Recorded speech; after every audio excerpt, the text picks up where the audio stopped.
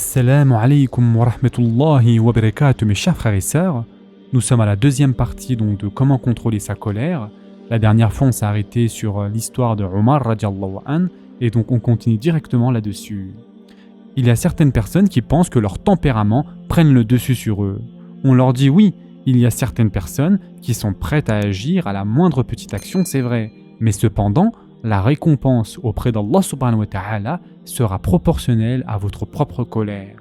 Yani, celui qui a le sang chaud et qui contrôle sa colère, sa récompense sera plus grande que celui qu'Allah subhanahu wa ta'ala a créé en étant quelqu'un de très calme. Et donc, ceux qui ont du mal à contrôler leur colère, sachez que votre récompense est beaucoup plus grande. Maintenant, que faire si on est sur le point de rentrer en colère? Nous savons du hadith de notre cher prophète sallallahu alayhi wa sallam, dans lequel il a dit « La colère vient de Shaitan. Shaitan aime vous mettre en colère, car la colère est la racine principale des mauvaises choses qui arrivent entre les êtres humains. Combien de membres de famille ne se parlent plus à cause de la colère? Combien de personnes se sont battues à cause de leur colère? Combien de mariages ont péri à cause de la colère? Combien d'amitiés ont été perdues à cause d'un moment de colère ?»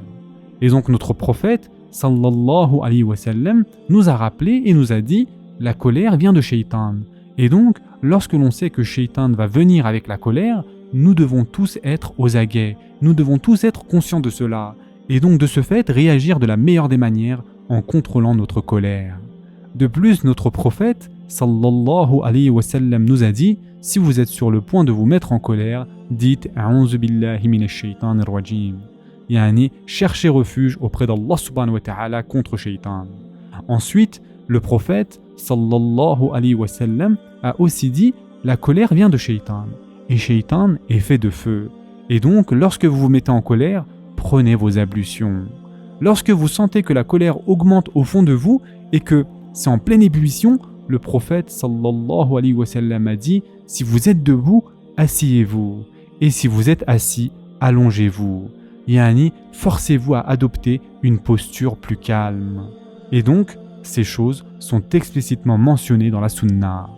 Concernant les savants du khuluq et du tarbiya, ils ont dit que ceux parmi vous qui sont coléreux, apprenez les symptômes et les signes de votre propre colère lorsqu'elle commence à faire surface. Yani, apprenez à connaître votre colère et quand elle arrive, et dès que vous sentez que l'un de ces signes arrive, prenez immédiatement vos précautions. De plus, lorsque vous êtes en colère ou que vous sentez que vous allez vous mettre en colère, éloignez-vous de cet endroit. Car lorsque vous voyez la personne qui est la cause de cette colère, vous pourriez perdre tout contrôle de la situation. Donc, ne restez pas dans le même milieu, éloignez-vous et calmez-vous. Mais aussi, mes chers frères et sœurs, surtout, n'agissez jamais lorsque vous êtes en colère. Ne parlez pas et n'agissez pas lorsque vous êtes en colère. Calmez-vous d'abord. Ne répondez même pas à un tweet ou un email ou encore à un post Facebook. Lorsque vous êtes en colère, d'abord, calmez-vous et ensuite, une fois que tout est plus clair, vous pourrez répondre de la meilleure des manières. De plus, réalisez ceci, mes chers frères et sœurs, que la colère est la source de nombreux problèmes médicaux. Cela donne de l'hypertension, cela mène vers la dépression. Votre propre nefs prendra le dessus sur vous lorsque vous rentrerez en colère. Et mes chers frères et sœurs, vous ne pourrez peut-être pas contrôler celui qui vous a mis en colère. Cette personne vous a peut-être lancé des accusations, des allégations à votre encontre. Mais le fait est que si vous vous soumettez à votre colère, alors sachez que la personne en face de vous a réussi à prendre le contrôle sur vous. Il a décidé pour vous de la réaction que vous devriez avoir. Il a décidé pour vous comment réagir. Imaginez être sous l'emprise de quelqu'un d'autre, c'est exactement ce qui se passe, n'est-ce pas ? Cependant, si vous permettez à votre colère de se dissiper, cette personne n'a alors plus aucun contrôle sur vous. Et enfin, mes chers frères et sœurs, dernier point, les savants du nefs disent que la majorité du temps, la colère est directement liée à notre propre ego. Et c'est vraiment un point très crucial et important à comprendre, n'est-ce pas? Mais réfléchissez un instant, mes chers frères et sœurs. Pourquoi nous nous mettons en colère? C'est lorsque notre ego a été insulté. La majorité de la colère qui émane de nous est liée à la perception que nous avons de nous-mêmes. Et vraiment, si nous pouvons supprimer cette perception et que nous pouvons avaler notre ego, la colère est alors éliminée.